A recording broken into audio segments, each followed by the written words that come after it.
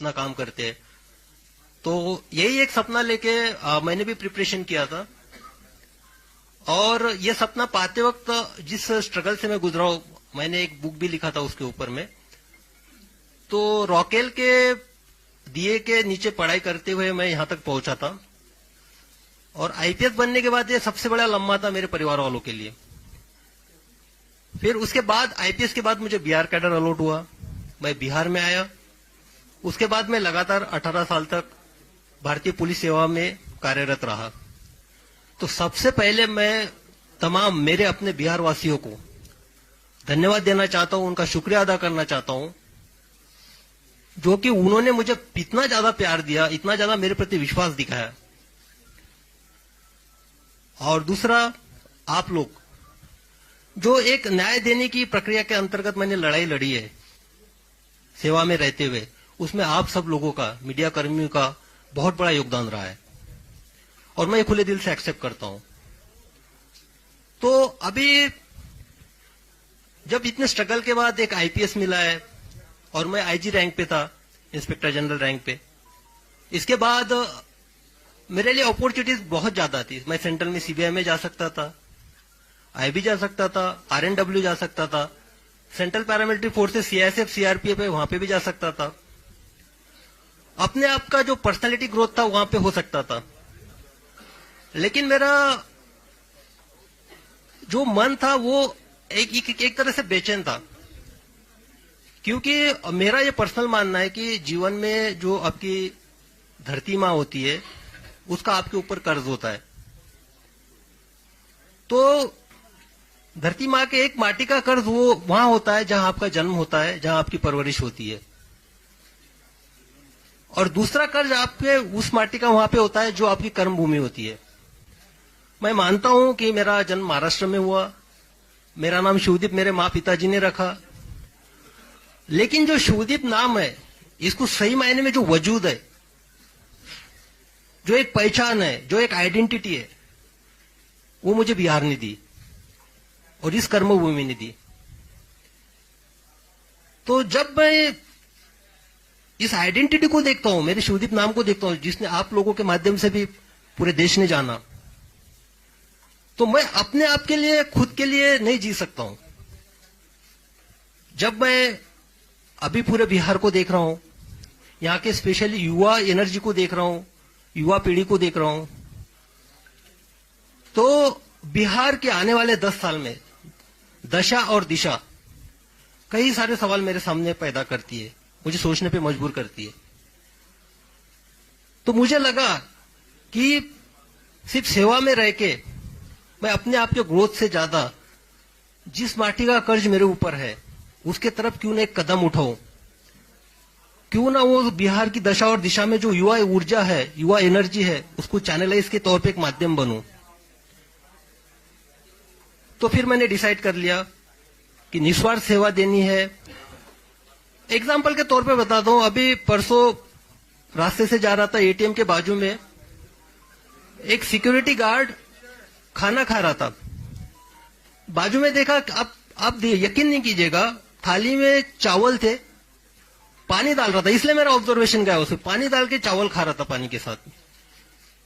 तो वो तो पुलिस का काम नहीं हो, पुलिस के पास नहीं आ सकता है अगर मैं सर्विस में रहता हूं तो। लेकिन हाँ भाई, उसके चावल के साथ मैं एक साग क्यों नहीं दे सकता हूं, अचार क्यों नहीं दे सकता हूं, उसके साथ रोटी क्यों नहीं दे सकता हूं, यह सवाल मेरे मन में था।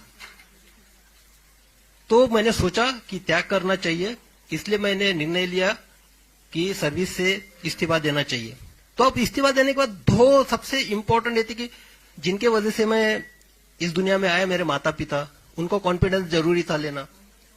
मेरे पिताजी अभी इस दुनिया में नहीं है। जब मैंने माता से पूछा कि मेरी ऐसी ऐसी इच्छा है, मैं बिहार के युवाओं के लिए कुछ करना चाहता हूं और मैं नौकरी से त्यागपत्र देना चाहता हूं, जैसा यहां पे हर कोई सोचता है, मां का पहला रिएक्शन ये था कि अरे तुझे पेंशन तो मिलेगी ना। तो मैंने बोला नहीं, पेंशन के लिए तो मुझे और 2 साल वेट करना पड़ेगा। तो बोले 2 साल, लेकिन तुम अभी क्यों करना चाहते हो? मैंने बोला कि नहीं, मेरी अंतरात्मा की आवाज है ये कि मुझे अभी करना चाहिए, ये सही समय है। और दूसरी जो जिम्मेदारी उसने फिर बोला कि नहीं, आप किसी का दुख दर्द बांटने के लिए जा रहे हो, जिसने तुमको पहचान दी वहां आप कीजिए। दूसरा जो रिस्पॉन्सिबिलिटी था जो मेरे वजह से मेरे लाइफ में है, एक तो मेरी पत्नी डॉक्टर ममता और मेरी बेटी वहां पे आ रहा जो बैठी हुई, तो इनकी जिम्मेदारी भी एक होती है, तो इससे भी मैं भाग नहीं सकता था। जब मैंने मेरे पत्नी से पूछा कि ऐसा ऐसा मैं करने जा रहा हूं तो क्या आप मुझे साथ दोगी, तो उसने हमेशा से मेरा साथ दिया है। उसने बेहिचक बोला कि आपको जो करना है कीजिए, बेटी की रिस्पॉन्सिबिलिटी मैं संभाल लूंगी, मैं सब कुछ देखूंगी। तो जब मुझे दोनों साइड से क्लियरेंस मिल गया, मैंने रिजाइन कर दिया और यहां पे मैं आपके सामने आज एक आईपीएस के तौर पे बैठा हूं, आपसे बात कर रहा हूं। अब मैं करने क्या जा रहा हूं, ये सबका सवाल है, सब पूछ रहे थे क्या करने वाले हो। तो मैंने पहले बताया था कि बिहार की जो दशा और दिशा 10 साल के बाद मुझे दिखाई दे रही है, वो मुझे बेचैन करती है, डिस्टर्ब करती है। लेकिन आप देखिएगा कि युवा एनर्जी, बिहार की युवा एनर्जी, आप ब्यूरोक्रेसी से लीजिएगा, देश के ब्यूरोक्रेट्स देखिएगा, आईएएस आईपीएस से लेके देखिएगा, डॉक्टर इंजीनियर्स देखिएगा, army, navy, air force, specialized scientist, सब तरह देखिएगा आप, सबको सब तरफ आपको बिहार की युवा दिखेगा, बिहार का टैलेंट दिखेगा। वाइफ मेरी एक इंडस्ट्री चलाती है, वहां पे जब भी स्किल्ड काम होता है या तो हार्डवर्क का काम होता है, वहां पे बाकी लोगों की हिम्मत नहीं होती है, लेकिन वहां पे बिहार का स्किल्ड आदमी काम करता है, स्किल्ड इंजीनियर वहां पे आता है। तो मुझे ये महसूस हुआ कि जो बिहार देश के निर्माण में, देश के भविष्य में इतना योगदान करता है, हर फील्ड में करता है, बाहर में करता है, लेकिन बिहार के अंदर में क्यों नहीं? बिहार में जो युवाओं का जो सिचुएशन है वो स्टेटस को क्यों है, यानी जैसे थे सिचुएशन में क्यों है? तो मुझे इस सवाल का जवाब खोजना है, इसलिए मुझे लोगों के बीच में जाना है, युवाओं के बीच में जाना है, उनसे मुझे जानना है। और मैं जा इसलिए भी रहा हूं कि मुझे हजारों मैसेजेस आते हैं, युवा जो है मुझे या तो एक प्रेरणा के तौर पे देखते हैं कि रोल मॉडल के तरह के मुझे इस तरह से बनना है, और दूसरा एक उम्मीद भी रखते हैं कि मैं समाज के लिए कुछ करूंगा। तो युवा, तो उनके जो मैसेजेस होते हैं उनका एक बेसिक ये रहता है कि सर हमको आपसे मिलना है, हमको आपको हमारी समस्या बतानी है, हमको हमारे आइडियाज आपसे शेयर करने हैं, हम क्या करना चाहते हैं हमको बताना है। तो मुझे लगा कि मैं तो अभी उसी फील्ड में था, यानी ब्यूरोक्रेसी में था, टेबल के इस पार था। तो टेबल के इस पार अगर बैठ के सुनूंगा तो कोई मतलब नहीं है, तो और उनको बुलाऊं मेरे पास, ये भी कोई मैटर नहीं करता है। तो मैंने डिसाइड किया कि उनके पास जाना चाहिए, जो धरातल से मुझे मैसेजेस आते हैं, जो मेरे साथ कम्युनिकेट करते हैं, जो संदेशा भेजते हैं, उनको मिलना चाहिए, डायरेक्ट मिलके उनसे समझना चाहिए कि क्या हो सकता है, उनकी सोच क्या है, सोच में बदलाव कैसे लाया जा सकता है। तो एक उसी तौर पे मैं अभी निकल पड़ा हूं, युवाओं से मैं मिलूंगा, और इसके मेरे जो एक रन फॉर सेल्फ है, एक रन फॉर सेल्फ ये मेरा इंडिविजुअल है, मैं निकल रहा हूं मिलने के लिए। तो इसमें मेरे 3 प्रिंसिपल्स है बेसिकली। पहला तो ये है कि देखो, आप फिट है, मैं भी फिट हूं, आप फिट है तो आपका परिवार भी फिट है। और सबसे बेसिक जो है पूरे इसका रन फॉर सेल्फ का फाउंडेशन ये है, मैं किसी को क्रिटिसाइज नहीं कर रहा हूं, ना मुझे किसी सरकार पे बात करनी है, ना मुझे व्यवस्था पे बात करनी है, ना मुझे किसी कमियां गिनानी है, ना मुझे किसी के पॉजिटिव निगेटिव पॉइंट्स गिनाने हैं। मुझे सिर्फ ये बताना है कि भाई आप इंडिविजुअली अपने आप में क्या बदलाव ला सकते हो, और वो शुरुआत अपने आप से करनी है। तो उसी के तौर पे बदलाव आपसे तभी चालू होगा, आप पहले फिट हो गए। फिट होने में इतना मतलब नहीं कि आपको कुछ बॉडी वॉडी बनाना है या ये करना है। फिट मीन्स आप फिजिकली कितने फिट रह सकते हो। मैं भी जो सेवा दे पाया हूं फिटनेस के तौर पे दे पाया हूं, एक निरोगी के तौर पे। इसलिए मेरे एक इसका पार्ट ये भी है कि मैं 20 किलोमीटर दौड़ूंगा, जो पूरे बिहार का मेरे सामने एक प्लान है, उसके हिसाब से मैं 20 किलोमीटर एक जगह दौड़ूंगा, बाद में दूसरे डिस्ट्रिक्ट में दौड़ूंगा, हर जिला को मैं टच करूंगा। और उसके साथ दूसरा जो है, आप मेंटली फिट भी होना चाहिए, साइकोलॉजिकली फिटनेस चाहिए। यहाँ पे वो जो स्टेटस को की मैं बात कर रहा हूं, जैसे थी सिचुएशंस की, तो भाई मैंने देखा है, आप लोगों में एनर्जी देखी है। मैं जब पटना से ट्रांसफर हो गया था मेरा, why Patna is crying for this cop, एक आर्टिकल छपा था नेशनल लेवल पे टाइम्स ऑफ इंडिया में, हाहाकार मच गया था, लोग रो रहे थे ट्रांसफर के बाद। और वो लोग कौन थे? वो लड़के थे, स्टूडेंट थे, जो 14 दिन तक 4 या 5 डिग्री सेंटीग्रेड में अपना अनशन पे बैठे थे 9 दिन तक। तो क्या था, उनका मैंने पासपोर्ट बनाया था या किसी को मैंने केस से निकाला था, उनके लिए मैंने क्या किया था। लेकिन वो मेरे लिए सामने आए थे, उन्होंने अपना एक रेजिस्टेंस दिखाया था कि ट्रांसफर के प्रति। उनके जो आंसू है, वो आंसू मेरी जिम्मेदारी और बढ़ाते हैं। देखो, आपका कोई खून का नहीं है, आपका कोई रिश्तेदार नहीं है, आपका कोई सगा सोरा नहीं है, और वो आपके लिए रो रहा है, तो जिम्मेदारी और आप पे बढ़ती है। और उसके बाद तो मुझे ये जानना है कि जो एक डेडिकेशन है, एक साहस है, जो मुझ में मैं युवाओं में भी देखना चाहता हूं, इसलिए उनको साइकोलॉजिकली भी फिट देखना चाहता हूं। तीसरा सबसे इंपॉर्टेंट जो एस्पेक्ट है मेरा, वो है अवेयरनेस का। मैं युवाओं के बीच में जाऊंगा, युवाओं को मेरी अपील है, देखिए, ये अगर 10 साल हम अपने आप में बदलाव नहीं लाएंगे तो आगे वाली 10 पीढ़ियां हमको माफ नहीं करेंगी। शायद आपको माफ कर देगी, लेकिन मैं जिस इंटेंशन से निकला हूं, मुझे लगता है कि मैं तो पाप कर रहा हूं फिर, अगर मैं कुछ नहीं कर पाया तो। मैं जिस माटी ने मुझे नाम दिया है उसके साथ मैं गद्दारी कर रहा हूं, तो मैं उस इंटेंशन के साथ निकला हूं। तो लोगों से इंटरेक्शन करना है, स्पेशली युवाओं से, जो 10 साल के आगे की जनरेशन को एक नए मुकाम पे जाए, बिहार की दशा दुशा को बदलने की कोशिश करे, और उनसे बात करते हुए उनके आइडियाज आएंगे, उनके प्रॉब्लम सुनने में आएंगे, सर आएंगे, तो मिलके बैठते हैं, मिलके चलते हैं। ये सफर हम सबके साथ का है, युवाओं का और मेरा सफर है ये। मैं आपके साथ में रहूंगा। जब प्रॉब्लम सामने आएंगे तो उसका सोल्यूशन भी हम ही लोगों को खोजना है, हम ही लोगों को साथ लेके आगे बढ़ना है। तो इसी के लिए ये 3 प्रिंसिपल के तौर पे मैं निकला हूं।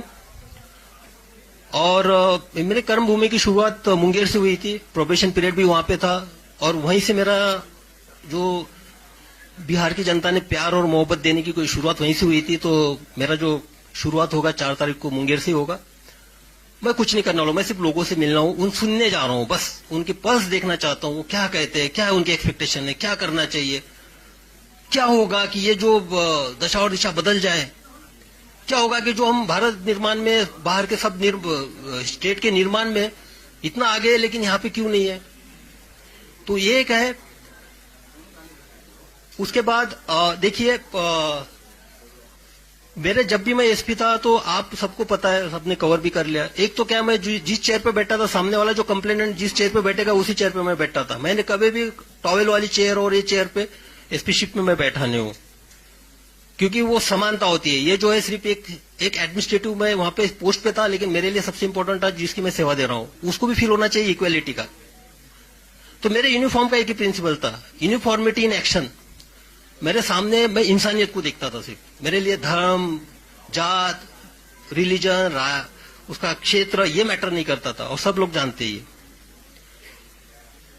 और दूसरा था यूनिफॉर्मिटी इन पर्सनैलिटी। मैं सबके लिए अवेलेबल था, जो अंदर था वो बाहर था, जो था मुंह पे था। तो वहां पे देखा, जब मैं मेरा दरवाजा ऑफिस का हमेशा खुला रहता था, कभी उसको डोर नहीं लगता था उसमें। जब ऑफिस से मैं निकलता था तभी डोर लगता था, तो मुझे सामने दिखाई देते थे। जब मैंने सब लोगों को इंटरेक्शन है ना, सीधा आप आइए, कंप्लेंट बताइए, किसी आपको मीडिएटर की लेने की जरूरत नहीं है, क्योंकि आपको आवाज आनी चाहिए, आपकी आवाज मुझे सुनना है, आपकी आवाज मुझे बनना है, फिर न्याय देने की कोशिश करनी है। तो इसी तरह मुझे लगा कि किसी के थ्रू नहीं बात करते, जो बात करनी है सीधा बात करते हैं। इसलिए एक ऐप डेवलप किया, और मैं बता देना चाहता हूं कि ये जो ऐप डेवलप किया उसका नाम है कनेक्ट विद शिवदीप, और वो बिहार के लड़कों और लड़कियों ने किया है। उन्होंने क्या, बिहार के लड़के लड़के वो सामने आए, जब मैंने उनके सामने एक आइडिया रखा, बोले कि नहीं सर हम डेवलप करते, तो उन्होंने कनेक्ट विद शिवदीप नाम का ऐप नहीं किया। उसमें आप डायरेक्ट कनेक्ट मेरे साथ हो सकते हैं, आप आपकी समस्याएं रख सकते हैं, क्योंकि बाकी जो इतने सारे प्लेटफॉर्म हो गए उसमें मैं फोकस नहीं कर पाऊंगा, तो इसमें मुझे एक आइडिया आ जाएगी। तो कनेक्ट विद शिवदीप का जो ऐप का जो है वो भी आज ही लॉन्च, उसका ऑलरेडी हो चुका है, गूगल प्ले स्टोर पे आ चुका है। उस पर भी एक है कि आप मुझसे उससे कनेक्ट हो सकते हैं। तो बस यही है। और एक कंक्लूडिंग रिमार्क मैं यही बोलना चाहता हूं, देखिए मैं सिस्टम की साइड में था, टेबल की साइड में, मैं सब जानता हूं, हर विभाग के बारे में सब जानता हूं मैं, क्या होता है क्या नहीं होता है, किस तरह से होता है, और उसका इलाज भी जानता हूं किस तरह से होना चाहिए, क्या नहीं होना चाहिए और कैसे काम करवाना है करके। अब टेबल के उस टाइप में लोगों के साथ जो यानी स्पेशली युवाओं के साथ जोड़ के देखना चाहता हूं। और भाई मैंने यूनिफॉर्म छोड़ा है, खाकी छोड़ी है मैंने, यानी खाकी मेरे ये निकली, लेकिन जब मैंने डेडिकेशन और एक इंटीग्रिटी के साथ जो काम किया ना, ये खाकी अब मेरी चमड़ी बन चुकी है। मेरे ऊपर खाकी का यूनिफॉर्म नहीं है, लेकिन अंदर मैं खाकी हूं, मेरे इसमें सब यूनिफॉर्म है। तो बस उसी तौर पे अब निकल पड़ा हूं। अब आप लोगों का हमको सहयोग रहेगा। मैं आपके माध्यम से अपील भी करना चाहूंगा, जो बिहार की दशा और दिशा 10 साल में बदलना देखना चाहते, अपने आप में बदलाव लाना चाहते, कृपया वो हमसे जुड़े, हमारे साथ सहकार्य करे। हमको बिहार बदलना है, क्योंकि ताकि अगर ये 10 साल हम कर पाएंगे तो आने वाले 10 नस्लें याद रखेंगे कि नहीं उस जनरेशन ने किया था। और आप सबको जानते हैं कि मेरा निस्वार्थ रहता है, स्वार्थ इसके पीछे कुछ है नहीं। तो बस सर आपने कहा कि मैंने खाकी छोड़ी है, तो क्या खाकी पहनेंगे क्या क्रिकेट भविष्य में? भाई सबसे पहली बात है कि मुझे पहले लोगों से मिलने तो दो, पर्स तो जानने दो लोगों का, क्या उनका क्या कहना है ये तो सुनने दो। मैं तो टेबल की इस पार था, अभी जाने दो, अभी तो निकला हूं मैं। मोटिव ये नहीं होता है, मोटिव होता है निस्वार्थ सेवा, निस्वार्थ सेवा। सेवा का स्कोप उसमें और ज्यादा है खादी पहनने में। खादी के बाद सर आपकी और जिम्मेदारी जो है पूरा कर सके, ऐसा भी तो होता है। देखिए ये जो है ना, ये इस पे नहीं, मुझे पहले पर्स देखने दीजिए यंगस्टर्स की क्या है। यंग जनरेशन यही है, पता है यही है कि पहले से अभी जैसा कि आप ब्रेकफास्ट आप कर रहे हो, ब्रेकफास्ट के वक्त अभी लंच की भी खाना चाहते हो, डिनर भी खाना चाहते हो, तो बदहजमी हो जाएगी। पहले भाई देख तो लीजिए आपके पेट का साइज क्या है, आप पचन कर सकते हो कि नहीं कर सकते हो, उसको पहले देखने तो जी युवाओं में क्या एनर्जी है। युवाओं का वो स्टेटस को में है ना फिलहाल में, जैसे थे में बाहर जाने के बाद एकदम ब्रॉड हो जाता है, और यहाँ आने के बाद एक उनकी मानसिकता के साथ ये हो जाता है, तो उसको एक एक करके वन बाय आपको पता है कि बिहार में बेरोजगारी है, पलायन करते हैं लोग, बाढ़ का इलाका है, सारी समस्याएं आपको पता है। तो फिर ये जा करके लोगों से बात कर ले, रिपोर्ट आपके सामने होगी, चीजों को देख सकते हैं, पढ़ सकते हैं, किसी पार्टी की विचारधारा होगी जिससे आप प्रभावित होंगे। घूमने का मकसद क्या है कि आप नेता बनने जा रहे हैं, चाहता हूँ आपका समस्या सुनाए, फिर आप चुनाव लड़े, यही टारगेट होगा आपका? नहीं, ये आप गलत बोल रहे हैं कि किसी विचारधारा से आप प्रभावित होंगे उसी किसी पार्टी का, ये तो आपका भ्रम है भाई। हम किसी पार्टी की विचारधारा से प्रभावित नहीं है, हमारी अपनी विचारधारा है इंडिविजुअल, तो जो होगा हम अपनी विचारधारा के साथ जाएंगे। बिहार की युवाओं का आप जानते हैं सर, आपका सर बिहार के विकास को लेकर सर क्या बिहार के विकास में कोई तो माइंड मैप होगा सर। बिहार के विकास का अभी पहले मुझे मिलने तो दो लोगों से, तो अब इसीलिए तो मैं निकल पड़ा हूँ। मेरे माइंड में क्लियर है, एक साइड तो मैं जानता हूँ, टेबल की साइड में जाता हूँ, वो मुझे पता है। आप हेल्थ सेक्टर लीजिए, एजुकेशन सेक्टर लीजिए, उसके बारे में मुझे पता है कुछ भी।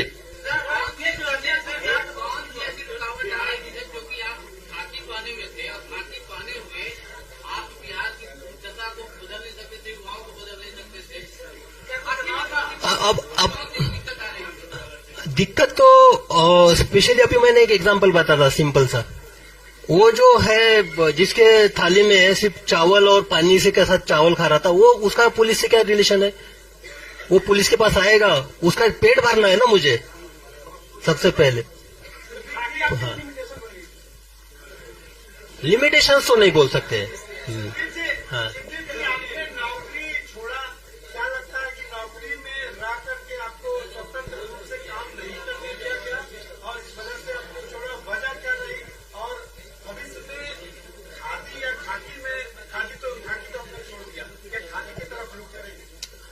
मैं पहले क्लियर चुका हूं, एक माटी का कर्ज उतारने के इसमें एक मेरा पहला कदम है, और मैंने खाकी छोड़ी है, मेरी चमड़ी खाकी की है, मैं खाकी रहूंगा, मेरा जो फंक्शनिंग होगा वो खाकी का ही होगा, एक्शन भी मेरा खाकी का ही होगा। ये जरूरी नहीं मेरे कर्तव्य जो है खाकी में जो मुझे कर्तव्य सिखाए वही मेरे कर्तव्य होंगे। लेकिन आपकी बातों से नौकरी क्यों छोड़नी पड़ी ये सवाल तो है। नौकरी माहौल सही था आपके जैसे लोगों के लिए काम करने के लिए। नहीं, मैंने तो बताया, ये मेरा सेल्फ डिसीजन था, व्यक्तिगत निर्णय था।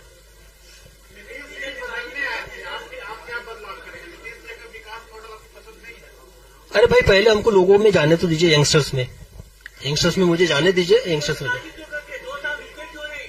2 साल हाँ, 2 साल आपको विकेट क्यों नहीं?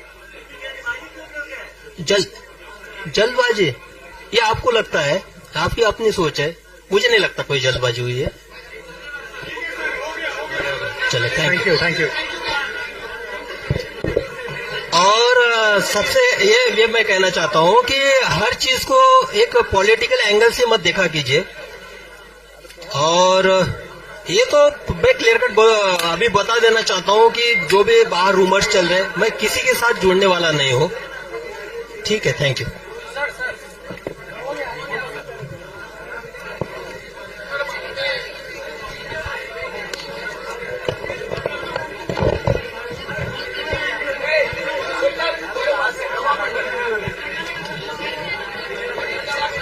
हाँ,